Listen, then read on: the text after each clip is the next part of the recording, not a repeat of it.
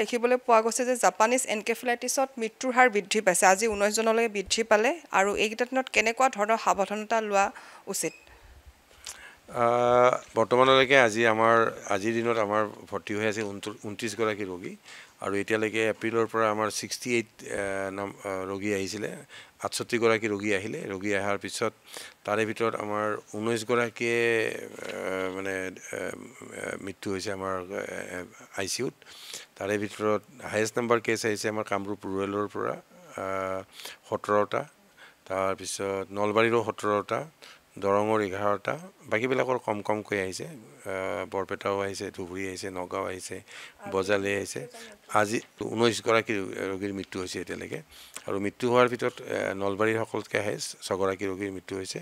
কামৰূপৰ 4 গৰাকী বাকীবিলাকৰ 1 2 এনেকুৱা বজালীৰ 2 গৰাকী আৰু তেনেকৈ বঙাইগাঁৱৰ 1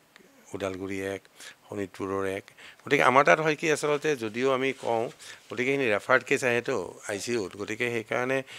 আমি ডিজিজ প্ৰফাইলটো আমি খুব এটা ভালকৈ গম নাপাম যে তাত হয়তো বেছি কেছো আছে কোনোবা এখন ডিষ্ট্ৰিক্টত তাত হয়তো অকল ৰেফাৰ্ড কেছখিনি আমাৰ তাত আহিছে মই ৰেফাৰ্ড কেছখিনি যিখিনি আমাৰ GMCত আছে সেইখিনি কথাহে কৈছোঁ এইটো আজিলৈকে 29 গৰাকী ভৰ্তি হৈ আছে তাৰে ভিতৰত টোটেল 68 ভৰ্তি হৈছে আমাৰ তাত 68ৰ ভিতৰত 19 গৰাকী মৃত্যু হৈছে যেহেতু দেখিবলৈ পোৱা যায় যে এইকেইটা দিনত জ্বৰ চৰ্দি বমি এনেকুৱা ধৰণৰ ৰোগ আক্ৰান্ত হোৱা দেখিবলৈ পোৱা যায় ৰোগী কিন্তু সকলোৱে সাধাৰণ বুলি ভাবি থাকে কিন্তু চিকিৎসকৰ যদি সময়ত পৰামৰ্শ নলয় বা চিকিৎসকৰ ওচৰত যদি সময়ত কাষ নাচাপে তেতিয়া কিবা বিপদ হোৱাৰ সম্ভাৱনা থাকে নেকি প্ৰথম কথা হ'ল কি জাপানিজ এনকেফেলাইটিছৰ কোনো ট্ৰিটমেণ্ট নাই ইয়াক প্ৰতিৰোধ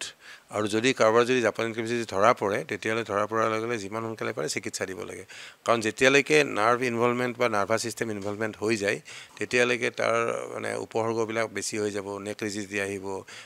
গতিকে আনকনচিয়াছটো বাঢ়িব গতিকে তেওঁৰ বহুত উপসৰ্গ দেখাই দিব কিন্তু যদি আমি খুব সোনকালেই যদি আমি হস্পিটেললৈকে লৈ আহিব পাৰোঁ চিকিৎসা যদি প্ৰথমৰ পৰা আৰম্ভ হয় আৰু ইয়াৰ চিকিৎসা হ'ল উপসৰ্গৰ চিকিৎসা ইয়াতকৈ মানে যে কোনো দৰৱ আছে তেনেকুৱা নহয় জ্বৰ হোৱাৰ লগে লগে যদি আহি যায় 3 দিনলৈকে প্ৰড্ৰমেল ছিষ্টেমটো থাকে সেই প্ৰড্ৰমেল ছিষ্টেমৰ সময়ত যদি আহি যায় তেতিয়াহ'লে ৰিকভাৰী চান্সটো খুব ভাল হয় সেইকাৰণে মই সকলোকে অনুৰোধ কৰোঁ যিকোনো জ্বৰ হ'লে এনেকুৱা সময়ত জ্বৰ হ'লে মূৰ বিষালে জ্বৰ হ'ল বমি হ'ল অত্যাধিক কঁপনি উঠিল তেনেকুৱা সময়ত যদি হয় সদায় আমাৰ চিকিৎসকৰ পৰামৰ্শ ল'ব লাগে বা ওচৰৰ চিকিৎসালয়কে আহিব লাগে আৰু এতিয়া চাওক 108 ফ্ৰী অফ কষ্ট যিকোনো চিকিৎসালয়ত গ'লেই তেওঁলোকে যদি ভাবে যে এইটো জাপানিজ হ'ব পাৰে আৰু সেই বস্তুটো আজিৰ দিনত প্ৰতিখন জিলা চিকিৎসালয়তে জাপানিজ এনকেফেলাইটিছৰ ডায়েগনচিছৰ কাৰণে যিটো কিট আমাক লাগে সেইটো উপলব্ধ আছে গতিকে সেই ক্ষেত্ৰত মানুহ সজাগ হ'ব লাগিব সচেতন হ'ব লাগিব আৰু হয় চবতে ICUৰ ব্যৱস্থা নাথাকিব পাৰে কিন্তু টেষ্টিং কিটটোতো চবতে আছে যোৱাৰ লগে লগে যদি কয় যে এইটো যেই ধৰা পৰিছে লগে লগে ওপৰৰ চিকিৎসালয়কে যাব